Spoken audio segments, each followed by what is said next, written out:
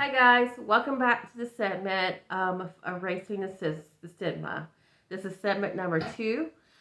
Basically, the main point of this segment is to bring a little awareness of the dire situation that we're currently in with the mental health population.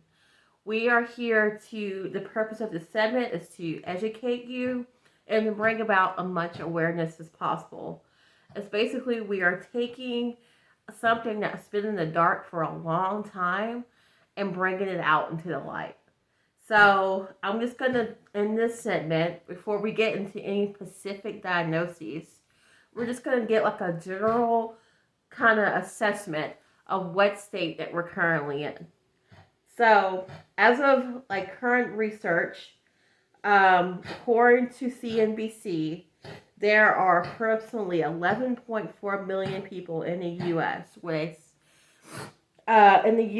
who are adults with serious mental illness. Guys, that's a lot. That's not a small number at all. That's that's I think I saw on one website that's like 1 in 5 people. So the discrimination that we're showing toward people, it's not just toward a small minority. We are showing discrimination against a very large group of people, and it's not just, Sally, the homeless girl on the side of the road by the Kroger. It's your neighbor, it's your classmate, it's your roommate, even. So this is why we're doing this. It's because it's not a minority that's being affected. It's a lot of people.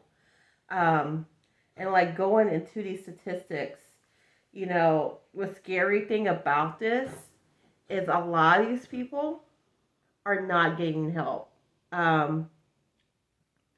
Over half of that number that I just told you, 54% did not get treatment.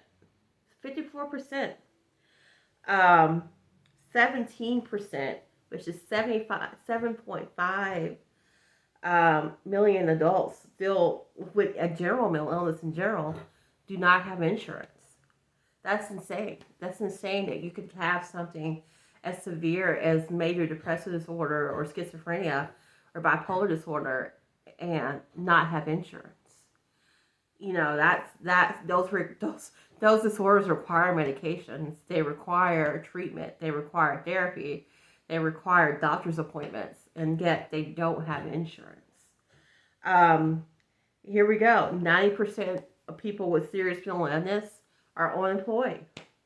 So not only do they not have insurance, they don't have a means of take care of themselves.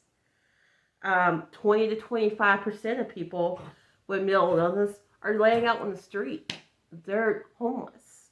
So not only can you not get what the needs that you need met, not only can you not make the doctor's appointments because you don't have insurance, you're sitting out in the cold. So everything that you're feeling, every single symptom is exacerbated because you're sitting there struggling with the basic mental needs of your life. I don't know if you guys are familiar with Maslow's hierarchy of needs, but when this video ends, I would get familiar with that.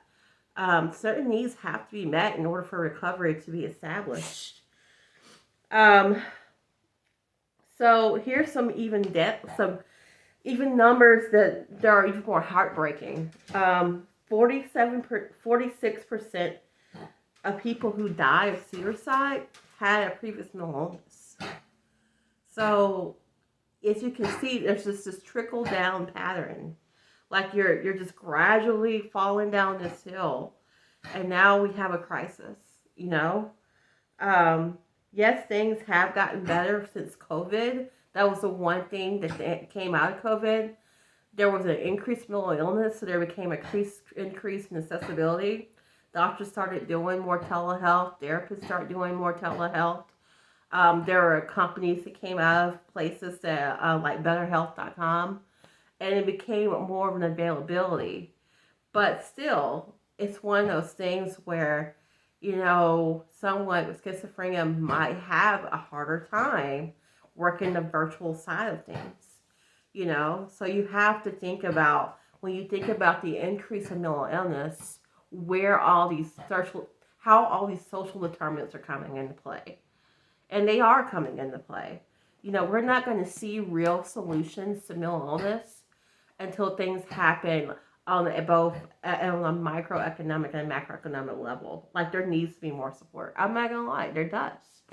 I work in the mental health field. I know that most mental health nurses, therapists, psychiatrists are overwhelmed. Hospitals across the board are short staffed at this point, like just across the board. So, and at the end of the day, this is just stuff to think about as we dig deeper into this crisis.